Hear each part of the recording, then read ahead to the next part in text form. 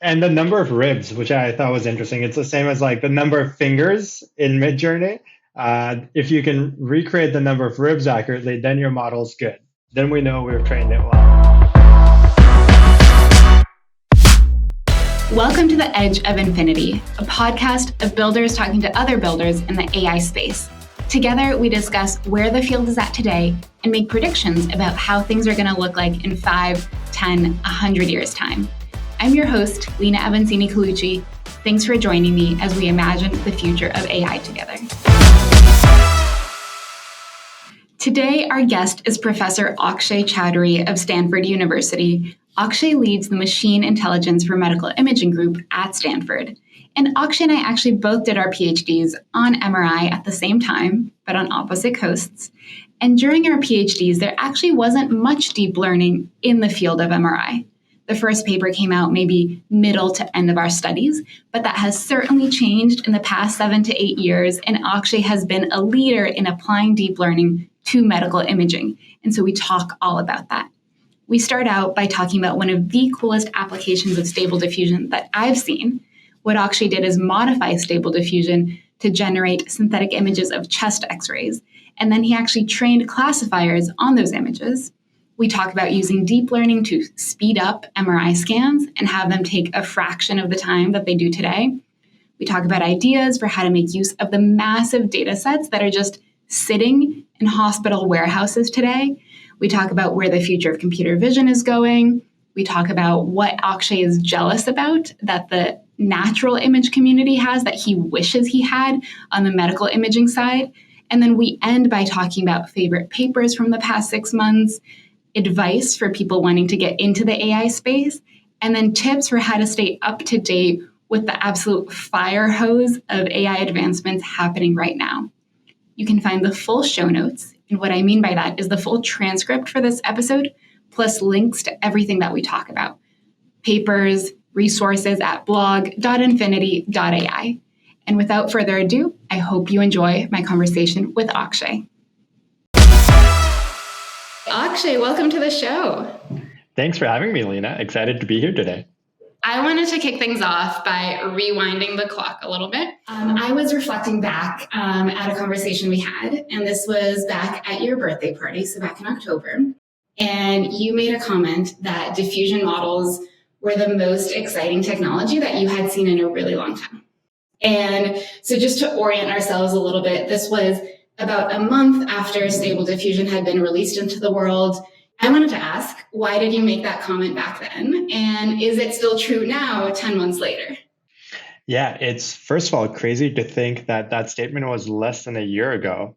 It seems like there's just been so much that's happening in this space, which is just absolutely exciting that, technologies like diffusion models, large language models, the talk of the town, they're enabling so many interesting applications. And if I try to think back to why I may have made that comment, I still think I agree with it. But I just think that some of these generative models that we've been working with for many years, even before the advent of diffusion models, we're working with things like generative adversarial networks. And they had very good performance, but it was always a little bit of a pain to train them. They would always suffer from things like mode collapse. If you train the same model multiple times, you'll probably get substantially different outputs. So I think we're on the precipice of building something great, but it wasn't there yet. And I think that's when this new notion of score-based generative models came by. I thought that was personally exciting because the underlying concepts behind these score-based models is actually beautifully elegant. There's actually not that much that's happening in terms of model training. You take an image, you add a little bit of noise to it, and then you learn to denoise it. You take your noisy image, you add a little bit more noise, and you're simply learning denoising. But if you actually create a nice Markov chain where you add noise iteratively, you can end up with an image that's noise only. And then if you invert that process, you can start creating very high quality images. So I think at the foundation of it, I was just blown away by how simple a concept it was, where you're basically learning a really nice regularization function by denoising. And there's a lot of literature around that. So to see that concept being applied to something like generative image creation, I thought was elegant. And I thought that the results that these models produce were beautiful.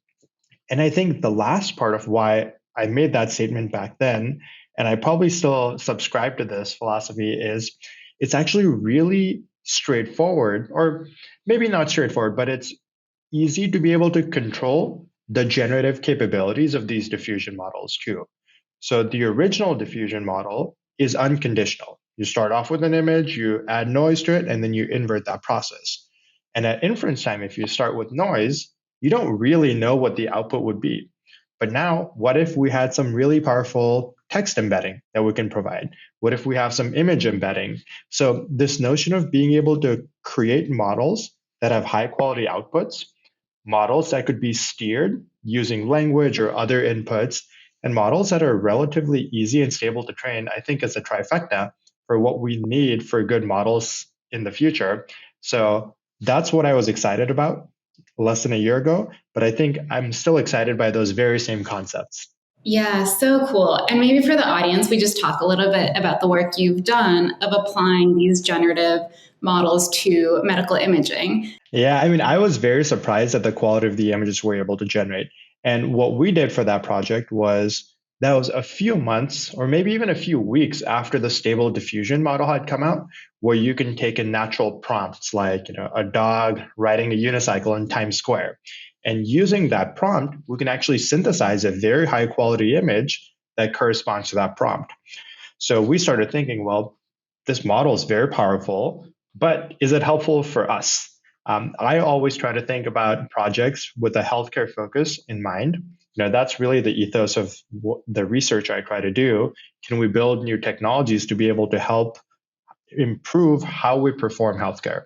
So, given that the stable diffusion model had really good generative qualities that could be controlled by text, what we tried to do in collaboration with Stability, who are very generous in offering us a lot of compute for this, was being able to see whether we can take this very nice original stable diffusion model and then fine tune it to be able to synthesize medical images.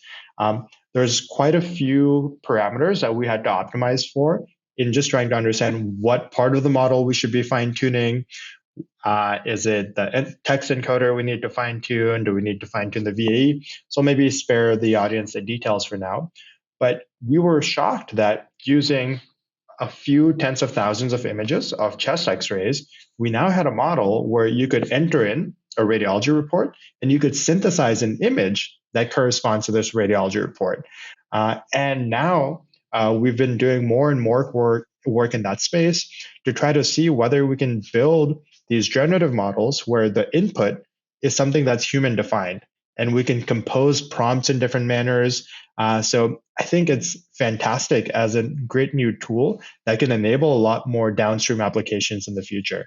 And you could, using your fine-tuned model, right, you could say, hey, give me a chest x-ray with a pleural effusion or with pneumonia and get pretty accurate, faithful images. Because then what you guys showed is when you trained on just those synthetic images, right, you could get equivalent performance to real world, which is mind-blowing. And then when you trained on both, you could get even better kind of classification performance. Yeah, those were some of our preliminary results, and we're really trying to dig down deeper into what do those results really mean, and we're trying to structure those experiments in a little bit more of a systematic manner. But that's exactly what our initial conclusion was. When we train some of these models with synthetic data, they are usually on par in terms of performance for in-distribution settings. So let's say I trained this generative model using data from one particular hospital. Now, if I train a classification model using these synthetic images, the performance of the synthetic images will be similar to the performance of real images for that original hospital. But now when you take a model trained from hospital 1 and then transfer it to hospital 2, we saw that this out of distribution performance for models that had seen synthetic data was better. We're still trying to grapple with why that's the case. We're trying to replicate that across multiple different hospitals. So we have quite a few theories, but I think that was something that was pretty exciting. The fact that models trained with synthetic data learn features that potentially generalize a little bit better than using real data itself, I think is a really fascinating concept. And we're trying to dig into some more experiments where we're trying to understand what are these features? Why do they generalize better? If they generalize better, how can we exploit it to build models that have better performance, that are fair, that work for rare disorders? So I think it just opens up a lot of potential areas for exploration. So we're very excited by that. Yeah, it's so cool. So this is obviously one aspect of the work you do in your lab. Before we just dive in on one of these, give the audience an overview. What kind of work does your lab do in general at a high level? Yeah, I think that's a big question too. Over the last 6 months, we've been trying to have a lot of existential questions like this about what sort of work we should be doing. But I think at a very broad level, I try to think about the research that we do in the group as something that can hopefully improve the value of healthcare at the end of the day. And you can define value across different axes, you can define value for different stakeholders. But at the end of the day, we want to be able to make outcomes better for patients. So we want the quality of care to be increased.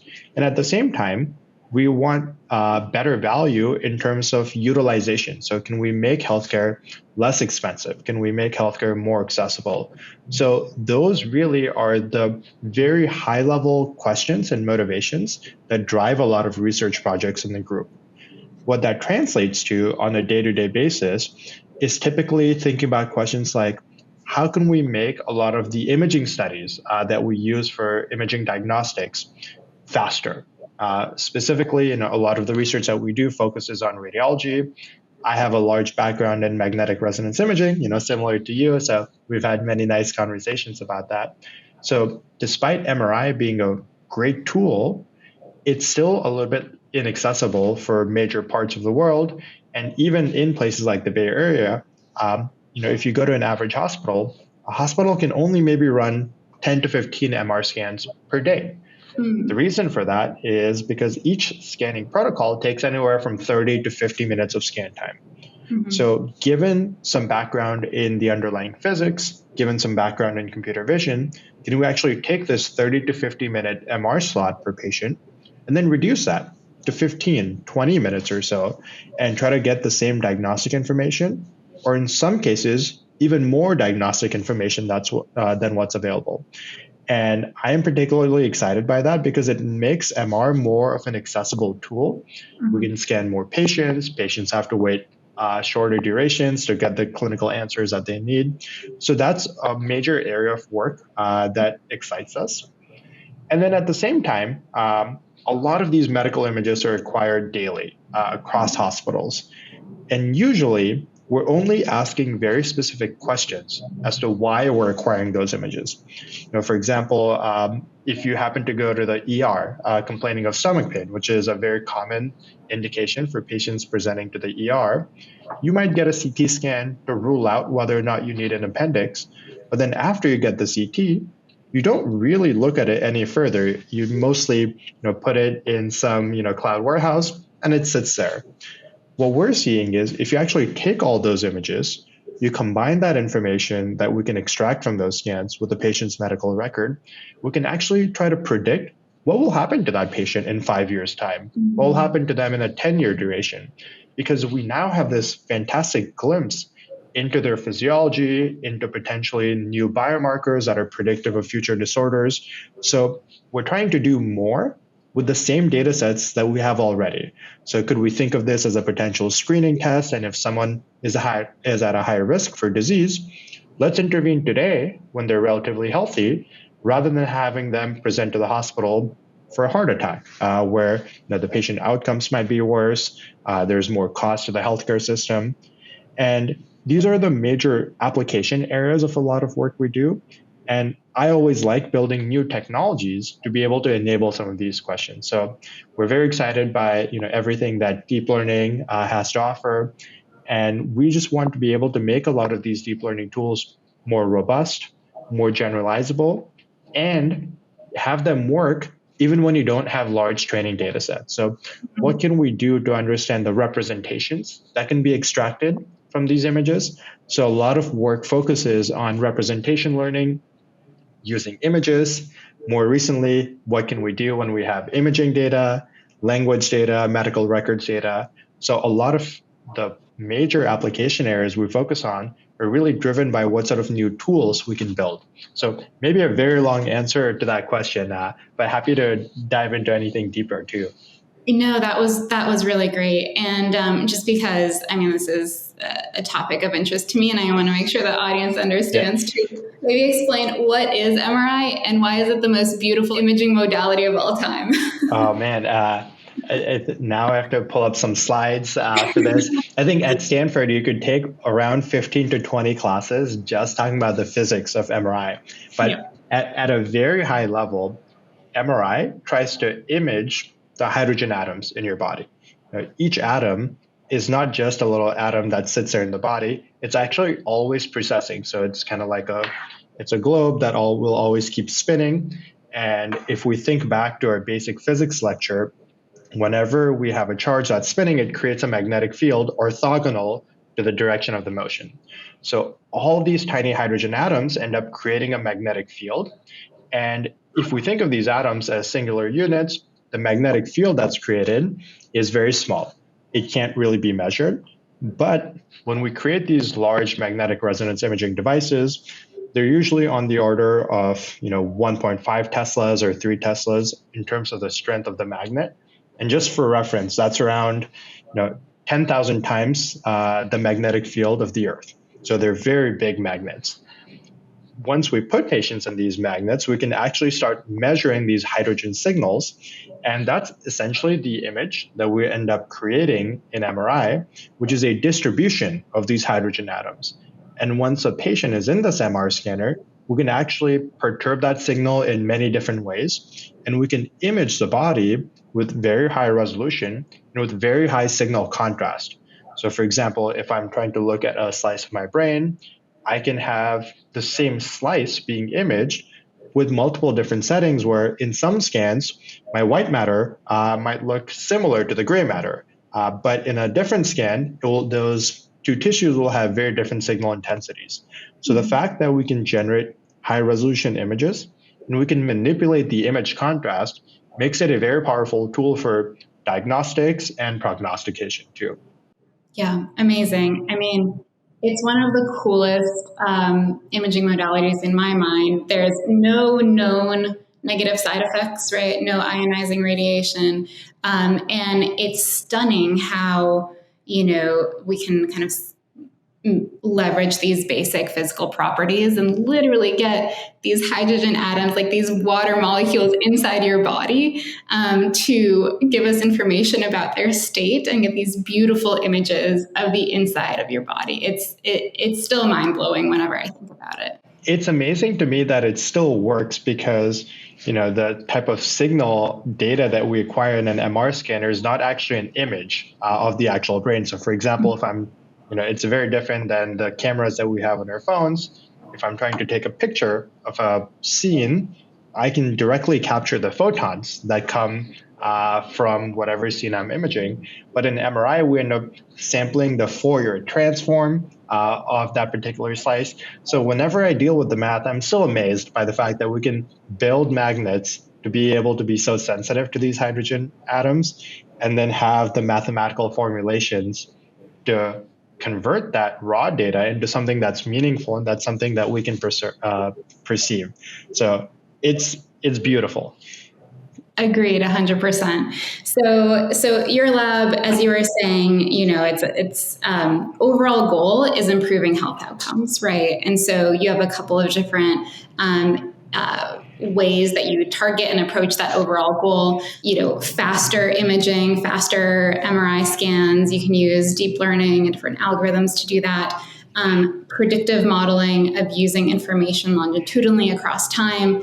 You also do very cool work with not just imaging, right, but multimodal and digital health sensors and all of that.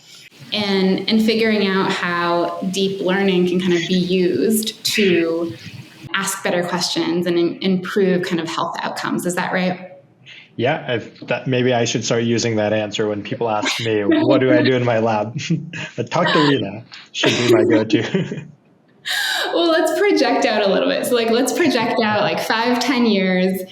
What are some of the ways in which your current work has come to fruition? When I go into a hospital or a clinic, what are some of the things that I'll be able to benefit from because of the work you're doing today.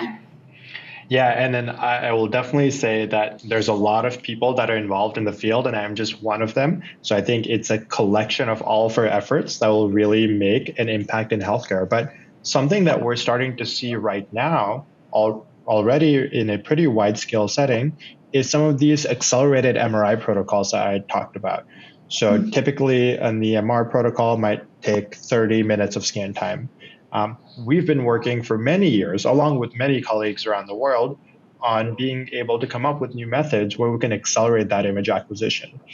Over the last 2 or 3 years, a lot of the research tools that we've been able to develop have now matured into FDA cleared products that are available on all the major MR vendors in the world. And many of these tools now are just being used in a routine basis. When patients come into many hospitals that I know of, instead of just running the normal imaging scans, we run the deep learning accelerated scans. And that cycle has been really fascinating to see because deep learning is relatively nascent. As when we think about timelines for a lot of healthcare applications, the first paper that showed that you can use deep learning to accelerate an MR scan probably came out in 2015, 2016 or so. So within a decade, we saw the first paper come out, and then there's already clinical sites that are running these scans daily. So I'm really excited to see how far can we progress with this. Right now, there's only a subset of things we can accelerate, but now, we have a lot more time on our hands, literally, in the MR scanners. How can we make best use of that time? Our initial goals were just to make things faster. But now that we've made things faster, we're generally confident that these methods work. Can we now build more advanced methods to create better imaging sequences than what we had in the past 5 years or so? So we've been working on a lot of work that tries to make MRI scans quantitative. In the past, a lot of imaging has been qualitative. So you might say that this particular lesion, this particular area in the brain is a lesion because it looks darker than the area next to it, or it looks lighter. And maybe two different radiologists on different days may call that same case differently. So can we start moving away from qualitative imaging to quantitative imaging, where I can say this particular lesion has an apparent diffusion coefficient of X, which is a number we can quantify, which is a number we can repeat across sites. So I really do think that with a lot of these accelerated scanning methodologies, we can get more precise insights into the physiological status of patients. And hopefully you don't need to get an MR scan in 5-10 years time. But if you do, then we'll be better off than we are today because we're just able to probe earlier in disease processes. We have higher resolutions, we have better sensitivities. So I'm particularly bullish about that.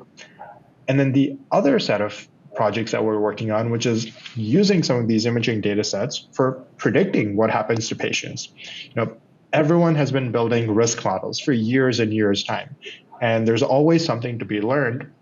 But what would make me happy in 5 or 10 years time is not just building these models, but actually trying to implement them in the hospital. So let's say if I think about one of my projects that I'm particularly passionate about, if we have some CT scans of the abdomen, we can quantify things like how much atherosclerosis you have in your vasculature, how much muscle you have, how much fat you have, how fatty your liver is, what is your bone mineral density. All of these are very sensitive biomarkers that we've shown on retrospective data can be predictive of future cardiovascular events. But then a risk model is only really useful if you can intervene in a prospective setting. So I'm particularly excited about some of these nice new technologies being implemented. We're working very closely with a lot of cardiologists who are very excited by this technology. And we're trying to mature some of our algorithms so that we can best communicate our findings with cardiologists so that they can actually intervene with their patients. And we want to track, are these interventions helpful? So even if we find out that our methods aren't useful, that's useful knowledge for the field because the next time around when we develop these tools, we'll have that knowledge, which we don't have right now. So I am very excited to be able to implement some of these tools in prospective clinical studies and really try to quantify, is it helping? Yeah, and that's such an important point of, risk scores or early detection or, this stuff is only useful in clinical settings. To your point, if you can do something about it, right? And the good news is with a lot of cardiac stuff, there is so much we can do about it, and if we catch it early. Akshay, what do you think? Are there going to be radiologists in the future? Absolutely. I think we're in a state where a lot of the technologies that we're building will help automate some of the mundane tasks that not just radiologists, but clinicians around the world are doing. If you talk to most of our colleagues who are doctors and ask them, what is it that you spend most of your time on? Some common answers might be charting, just writing down interactions with patients. So is that the best use of a clinician's time? Maybe. But is it some time that we could give back to the clinicians by being able to automate some of the tasks? So I think that's the perspective that I have about all these new deep learning based technologies. I don't think they'll necessarily replace people because we still need the human element. We still need the empathy in a lot of medicine. But can we provide more time back to the clinician so they have time to think, they have time to interact, have time to be empathetic with patients? So that's how I structure a lot of my studies. How can I best augment our clinical colleagues? How can we help them be the best versions of themselves by taking away a lot of tasks, which are maybe a little bit mundane, a little bit more monotonous? So understanding that a radiologist does more than just read an image. They always talk to referring providers. They figure out what imaging studies should be done. So I have learned so much just by shadowing people, just being an annoying person behind them and always asking, what are you doing? What is the goal of this? What's the goal of this other activity? And once you immerse yourself in that role, you will see the complexities of a lot of tasks that our clinicians do. And then once we see those complexities, I think our goal as technology creators is how can we unlock our clinical colleagues to be the most efficient and best versions of themselves? So will AI replace radiologists or other clinicians? No, but it'll absolutely make them better. Interesting. I guess if I can push back a little bit. So I think it always depends on the time frame, right? One thing, we'll talk about this a little bit later, but this one of my favorite books of all time, The Beginning of Infinity, has this concept of project out to infinity. And infinity is a very long time, right? So now we're not talking 5 to 10 years. If I project out to infinity, for example, I think there will be some role for a software engineer, but it certainly won't look like anything that we're doing today. Like I will not be writing code when we project it to infinity. I'll be doing other things that won't be automated yet. But, I think given a long enough time horizon, right? Do you agree? Like radiologists and your job and my job, like they'll all be obsolete. I mean, I'm happy for someone to come in and take my job so I can just spend most of my time riding bikes and skiing in the winter. Yeah. No, I mean, I think I agree with you. Given long enough time scales, everything that we see right now is the way it is because of the technologies that exist around us, whether they're helping us or whether they're limiting us. But if we look at long enough time horizons, we have to adapt to different needs. You brought up the example of software engineers, for example. Things like language models, ChatGPT, Bard, they're making every software engineer more productive. Just integrating things like Copilot in VS Code whenever you're working with that. That's making some of the best software engineers I know 30, 40, 50% more productive. So what do you do with this additional time? Right? So I think we will always constantly keep redefining what is it that our objectives are, what our goals are. And I think that's great because sometimes it's just so easy to sit down and get in a rut that I'm doing this because I've always done this. But when you're forced to interact with these tools that make you a better version of you, maybe that gives us a little bit of more creativity to think about what is something unique that I can add to the world if I'm not constrained to just writing code for 40, 50 hours a week. So I don't know where we are going as a field, as a society, but I think if we take a cautiously optimistic approach to get there, I think there could be a lot of exciting new possibilities that we can unlock just because now humans will have a more time to be human rather than setting down in our repetitive routines that we tend to have. And I think that's exciting, scary also, because there's a lot of uncertainty. But I always try to see the glass as half full, so we can hopefully see where that takes us. I have a question for you. So much of the work that's done in computer vision, in deep learning around imaging is on natural images, right? Which is obviously a very different domain than medical imaging and a lot of what you deal with. Are there any techniques or tools that the natural image folks have that you're jealous about in the medical imaging space? Yeah, I've been thinking about that question and asking myself that question for the past few months too. And I think my most recent answer is the access to computational resources is probably what I am most jealous about.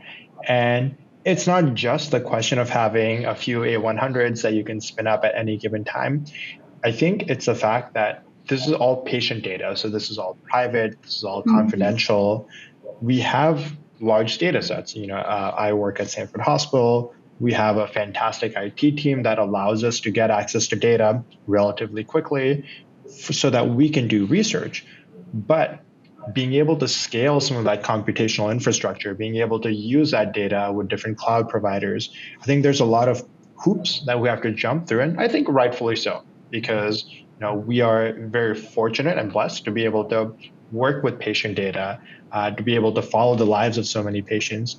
But compared to colleagues who are working on ImageNet and compared to colleagues who are working in Lion, there's less protections that we have to think about from a data governance standpoint.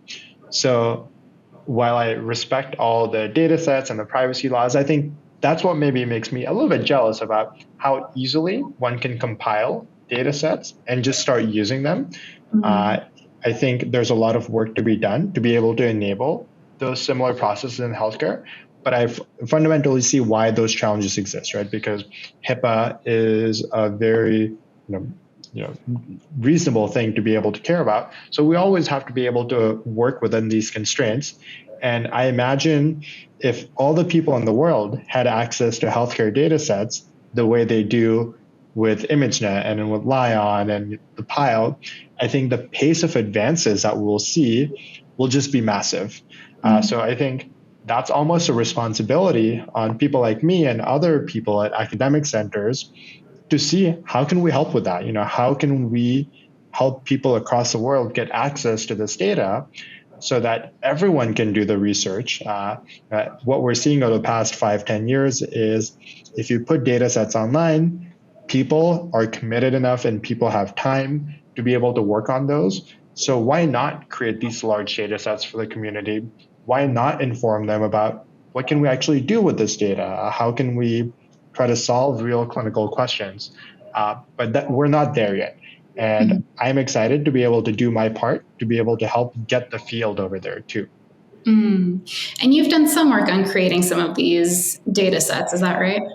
That's true, yeah. So this is something that is we care deeply about this, at Stanford and at the Stanford Amy Center. Our whole ethos is not only are we trying to do high quality research, but how can we enable the community to also have the same tools that we have access to? So we've been involved with creating data sets so that we can take data that was acquired at Stanford Hospital, we can compile the relevant patient information, the patient outcomes, and then working with the Stanford Privacy Office, working with our institutional review board, release these data sets so that the broader public can start utilizing this. It is a challenging process.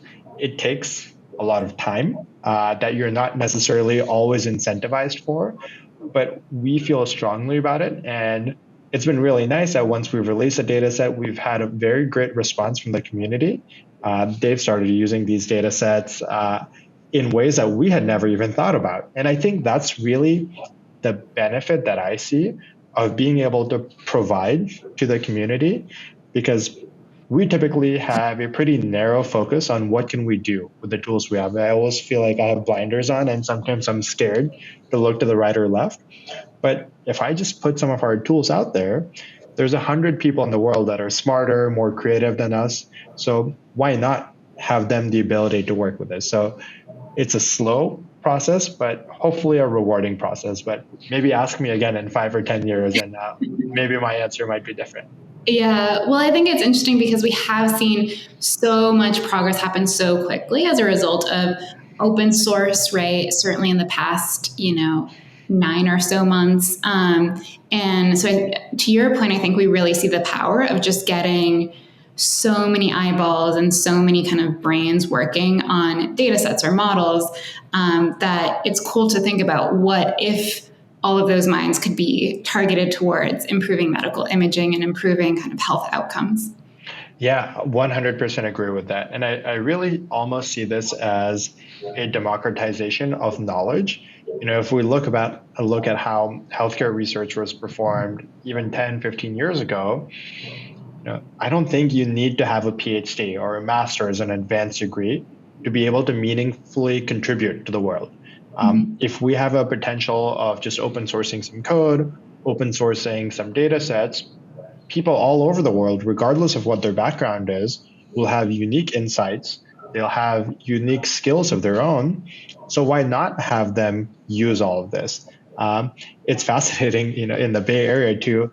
I get emails. I see lots of applications of high schoolers working on very impactful projects too. So I think all of this really has been enabled by the open source nature of software as well as data sets.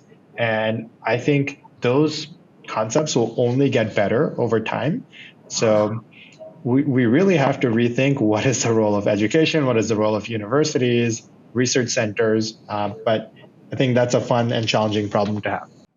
And talking about the future, so what does the future of education look like?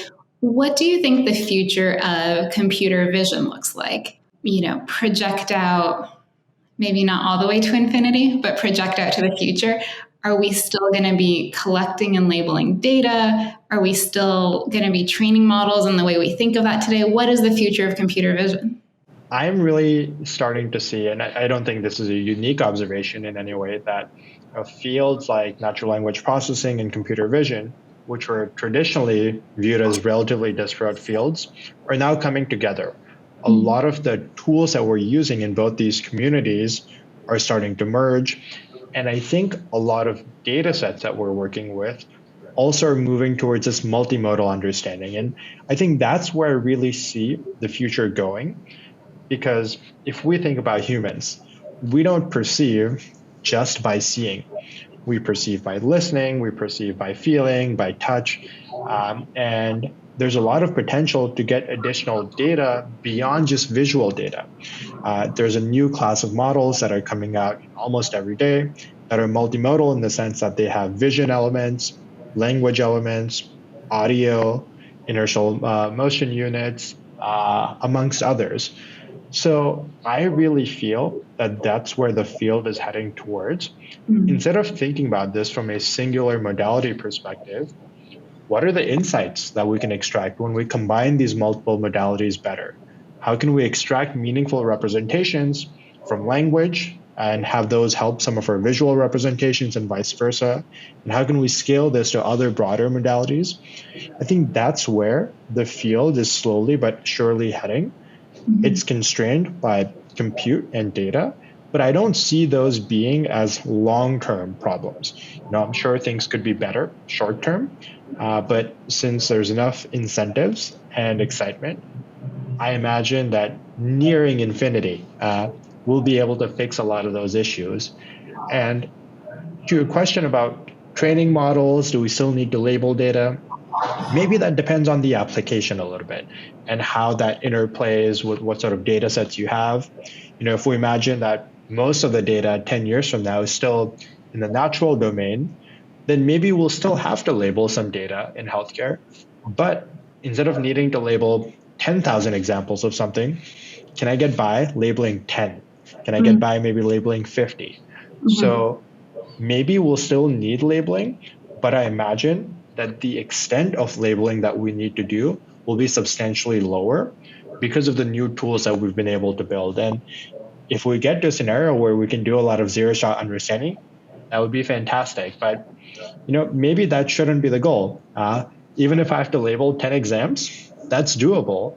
So if the cost to build a model that requires 10 labels per class is significantly smaller than building a model that has zero-shot understanding, pick your battles. Just label those 10 examples, deploy those models, and move on to other challenging questions. So that's how I think the field might scope out. But yeah, I think it'll be good to revisit this conversation in 10 years and give both of us a report card of how bad we are at predicting the future. So I think you bring up a great point of if it's just 10 images, right, it's not too big of a lift. You've done some work on having big models, label small models, student models, teacher models. Is that the future of labeling? Will models kind of be doing the labeling for us? Potentially. I think that's something we're definitely excited to be able to explore. And at the end of the day, everything just revolves around trade-offs. What is a trade-off between labeling and what sort of accuracy you might expect? And those thresholds will be different for different applications. So we're just trying to understand, if we have these student-teacher models or distillation-style models, what knowledge does your teacher model have, and what knowledge do you expect your smaller student model to have? And how does that relate to the tasks that you care about? And that's this new workflow that we're trying to think about within the group. Is a lot of times, a lot of the ML benchmarks that we care about, they're very task specific. So what is my classification performance on my ImageNet data set? That's a good guidepost, but I don't think that should be the end point of how we look at data sets and models. I think it's really nice to be able to look at broader workflows. Let's say if I'm building a classification model for a healthcare application, what happens when my model gives me a particular classification output? Who acts on that information? What are their biases? What are the knowledge bases that they have? And once you have a person acting on the decision from a model, what happens next? What is the next trigger in the clinical workflow that gets engaged? So it's really a long chain of events. So if we can say, or if we can compute, well, what does a different accuracy for my classification model actually end up manifesting to in terms of the full workflow? I think that's a really nice way to think about things. Challenging to do because you really need that full scale integration. But that's where I'm personally excited to move towards too, where instead of looking at a singular focus, let's really benchmark our tools on how is that model being used in a prospective setting. Interesting. And this gets at, so it's a big topic. How do we evaluate models? And maybe explain how are models being evaluated today and how do you think they should be? Is what we're doing today the right way, or you think that needs to change? I think what we're doing today is correct, but in a very small subset of evaluations. So I think, like I described, a lot of models that I see coming out in healthcare, they'll compute things like what is your AURC or what is your precision recall value. Very helpful guideposts to be able to understand, is my model good enough? But it doesn't really give you any information about how will this model actually be used in the full clinical workflow. And I think that's what our evaluations really need to take into account. And right now, our evaluations are too coarse to be able to understand that full workflow.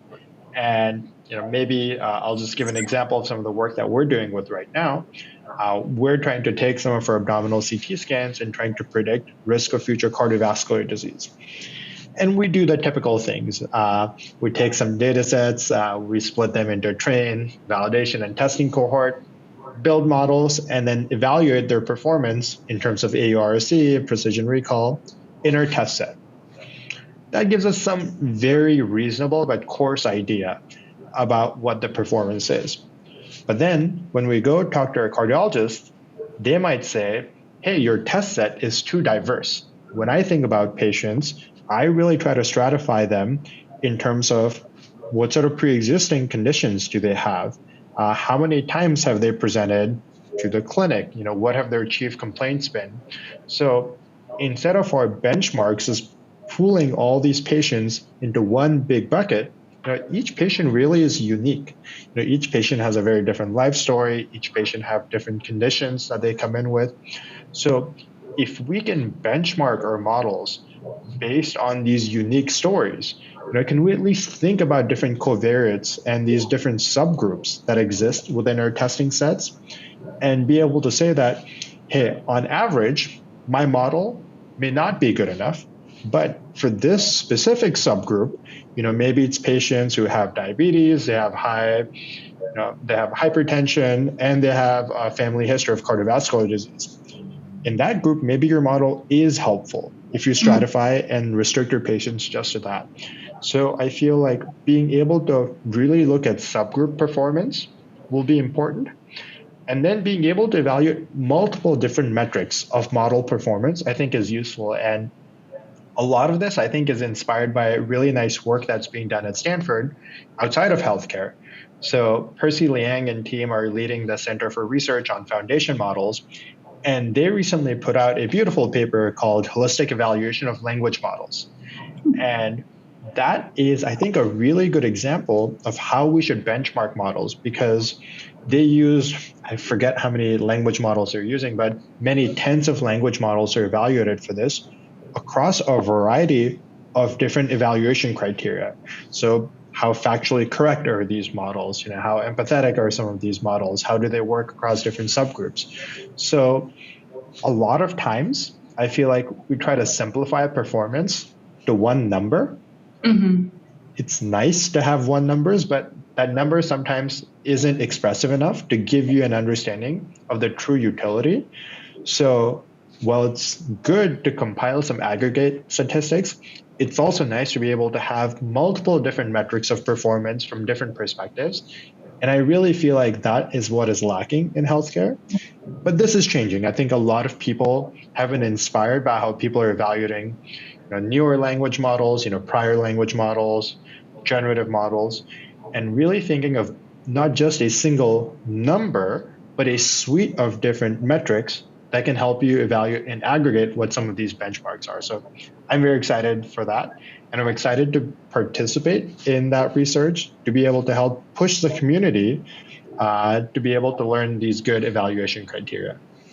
What's been cool to see on the language model side, to your point, is so much of the evaluation that's having human raters kind of rate how, the quality of the text that they see, which, you do see a lot of some ephemeral quality of, the quality of the text missing when you're just optimizing for, certain scores or certain metrics.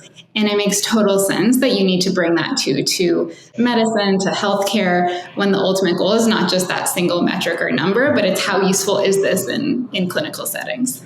Yeah, absolutely. I mean, fully agree that at the end of the day, if humans will be acting on these models, humans need to be able to come up with some guidelines and some signposts about are these useful or not. So that presents a whole other suite of challenges. Something that might be a bit more specific to healthcare data. For generative text models right now, we can potentially have non-expert humans be able to rate the quality or the coherence of a given sentence. But then if we apply that same premise to healthcare models, then we probably need healthcare experts to be able to opine on that. And they're busy, they're constrained. So how can we best work around what we need and what the system is currently to be able to find the best of both worlds? I think that's tricky. Well, let's switch gears a little bit. I feel like we could keep talking about this for hours more, but let's switch to more rapid fire questions. So the first question I had for you is, what AI paper from, let's say, the past 6 months are you most excited about? And this is something other than one of your own. Yeah, no, I think other people's papers are always better than my paper. There was a really interesting paper that came out of Meta AI recently called Image Bind. And this goes towards this notion of multimodal representation learning. I think a prevailing thought in the field was if you have multiple different modalities, then it's really nice to be able to ground all the modalities in terms of its language representation. So let's say if I had images, if I had audio, and if I had language data, what I can do is I can convert my image embeddings and my audio embeddings to be aligned with my language embeddings. And language is a unifier across these multiple different modalities. That seemed to be the prevailing perspective, not conclusive in any way, but I think a lot of people probably felt the same way. But then this ImageMind paper came along and they said that, hey, actually, instead of thinking of language as the binding modality, let's think about images as this binding modality. And they showed some really nice use cases where you could represent video data using images, which I think makes sense as is intuitive, but being able to do the same for text data, being able to do that for heat maps, being able to do that for audio, as well as IMU data. So modalities that you wouldn't necessarily expect to have strong visual representations can in fact have strong visual representation. So I just thought that the idea was very refreshing and it kind of bucked the trends a little bit, which I always enjoy reading research along those lines.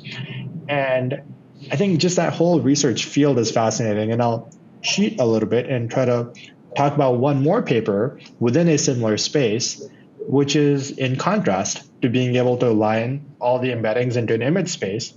This paper is called CODI. For some reason, I'm blanking on what the acronym is. I think it's conditional diffusion. It was from UNC as well as Microsoft that has a very similar perspective, but from a generative capacity. If we're working with multiple different modalities at once, what is a nice unifying modality that you can represent all these findings through?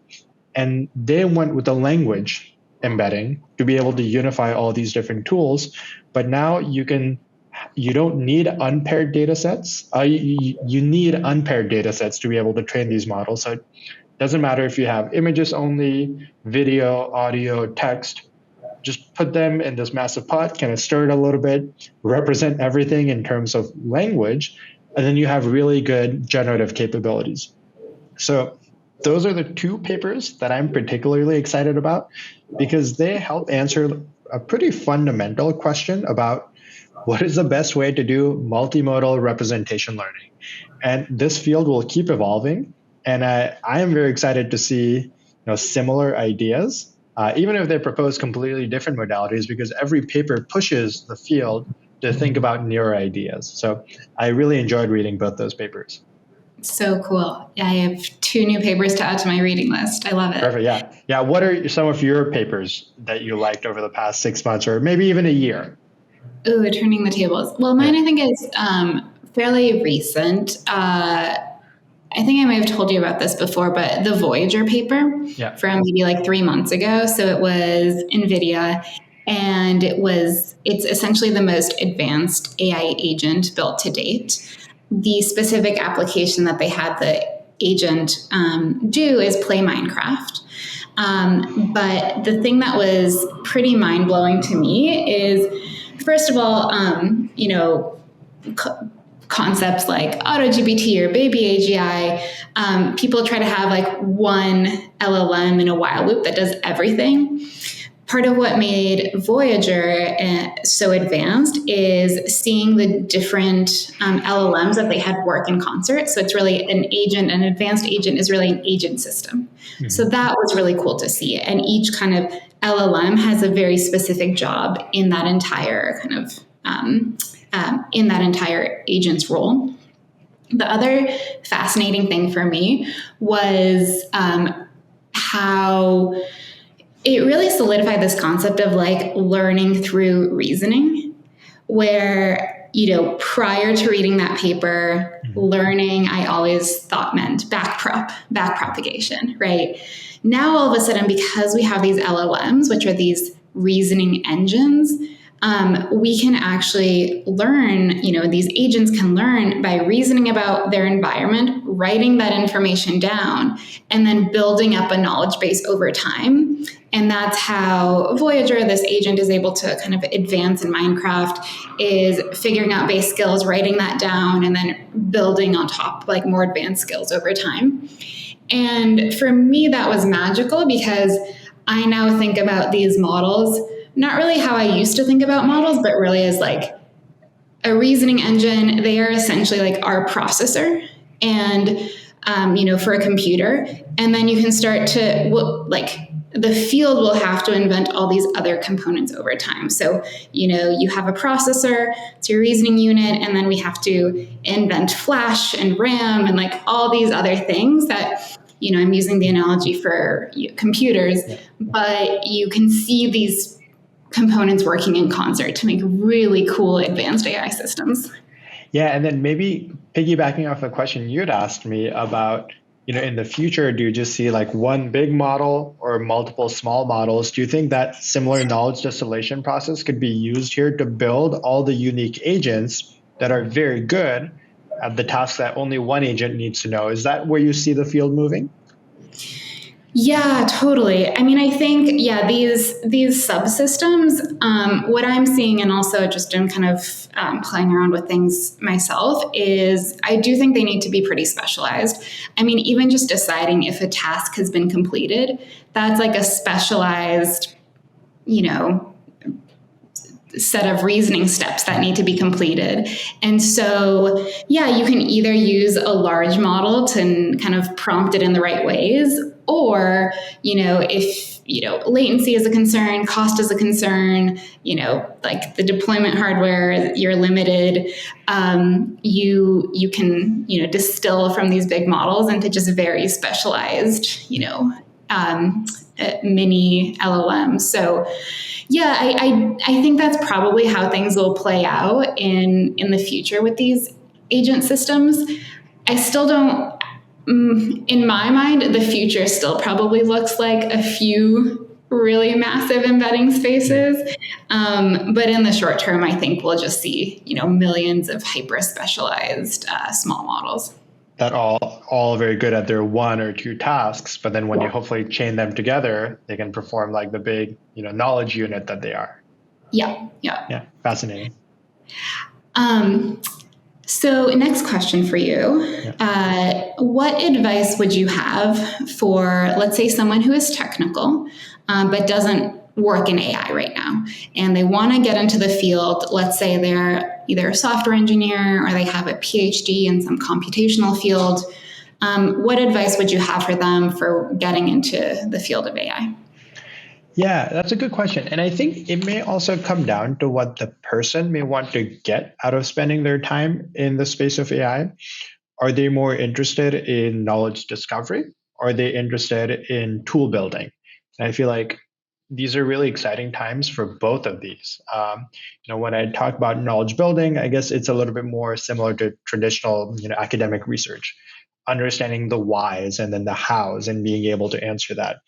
There's so many publicly available models. I think the benchmarks that we have for a lot of these models are non-ideal. So I think there's a lot of open opportunities for people to be creative in thinking about, well, what are some of the use cases that we haven't necessarily considered? How can I understand what model performance is like? And then using some of those insights, try to understand a little bit more about why the models perform how they perform. So I think there's a lot of resources, just given the fact that it's a nice open source community. And I think it's a pretty tight-knit community at the end of the day. So that could be one application. Well, it's one area from the discovery side. But maybe for some people, you just want to build things and seek out some communities. For example, Lion, there's a great extent of research that comes out from Lion, but it's such a grassroots community. There's a lot of researchers that are affiliated with Lion officially, but a lot of the work that they do is very community driven too. So participate in some of these forums, learn about what are the tools that are out there, and be engaged. I think tools have never been more accessible than they are now, and that'll only keep getting better. So very exciting opportunities. Is there anything like Stanford online courses, Coursera, if you were to recommend, like, here's a good kind of entrance into the space just to kind of get your bearings? Yeah, that's a good question too. So it depends on how much knowledge you're coming in with. I think there might be some people who are new to a lot of these fields. And I think really nice courses that are offered by Coursera, deeplearning.ai, that are nice introductions to some of these fields. And I think the other thing that Stanford does quite nicely is to provide a lot of its CS courses online for the world too. I think there might be a lag in terms of what quarters are available, but there's just a lot of coursework that is publicly available. If you go to, say, like the Stanford NLP class, you can see all the lectures that are provided, what all the homeworks are. That may be a little bit more challenging for someone who doesn't have any experience. So that could be a maybe stepping stone. You take your Coursera class, learn about some of the fundamentals, and then take the Stanford equivalent version of the class and do the homeworks. Now, doing the homeworks is where the learning happens. It's ironic that I'm saying that because I would always complain about doing homework when I was a student. But looking back, that's how you really learn. When you start debugging things, when things don't go according to plan, is where the learning process happens. So there's something to be said of just saying that I'm going to spend my time completely solving this problem. I still love the example homeworks that they have in the Stanford computer vision class, where you have to implement your own neural network from scratch, forward passes as well as backprop. And then after that, they introduce you to tools like PyTorch and TensorFlow. But there's definitely something nice in really understanding how that pipeline works, and being able to build up step by step towards that can only help you going forward. My feeling, certainly these past couple months, has been that it's kind of a full-time job to keep up with AI and progress in AI. How do you stay up to date with news and new publications, and what tips would you have for others? Yeah, I definitely see that as a full-time job. I think my primary source of ML information is Twitter. I think people post a lot of their articles to Twitter. There's a lot of nice conversations that happen on there where people ask questions. It's like a mini peer review process. And we can talk about all the pros and cons of the current peer review processes, and maybe for a different conversation. But I feel like that's a nice way to track a lot of work. But then at the same time, I'm just very lucky to be able to work with all the students that I work with. They're always the ones who bring me up to speed with whatever is going on in the world. They have some of the best insights because they can spend time reading through the papers, they build connections. So I'm just very fortunate to be able to work with a fantastic group of students that help me stay on top of the field. And I think beyond that, it's challenging because there's just so many things that come out at any given day. And there's a lot of nice tools that help aggregate these. The one that comes to mind is AK on Twitter, on now Hugging Face. So I definitely subscribe to his papers and his feeds quite a bit. But even then, going through 10 papers a day is not really manageable if you really want to sit down. So I think being in the community and having friends who are also thinking about the same things is nice. So one of the secondary goals of this podcast is to spread the word about my favorite book of all time, The Beginning of Infinity by David Deutsch. And so if you're up for it, in the spirit of that, I wanted to read a quote from the book and then have you give your reactions to it. Let's do it. All right, awesome. So this is actually one of my favorite quotes from the book, and as a researcher, as an academic, as someone who spends time trying to understand, the world, I'm really excited to get your reactions. So here it is. It is inevitable that we face problems, but no particular problem is inevitable. We survive and thrive by solving each problem as it comes up. And since the human ability to transform nature is limited only by the laws of physics, none of the endless stream of problems will ever constitute an impassable barrier. David Deutsch. That's a really nice quote. And it's interesting because in a way, that's how we approach a lot of research questions in the group too. I feel like I always end up, whenever I'm talking to my students, I might say things like, blah, blah, blah, let's do something. This might be very challenging. And me saying that is actually just the most positive reaction that people can have, or at least that's how I think about problems, that it is challenging, let's do it.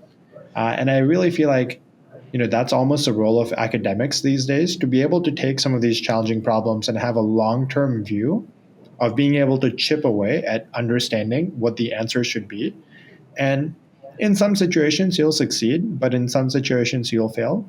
And that's okay, because if we don't force ourselves to ask big questions, or if we don't force ourselves to undertake challenging activities, then we'll limit how quickly we can progress.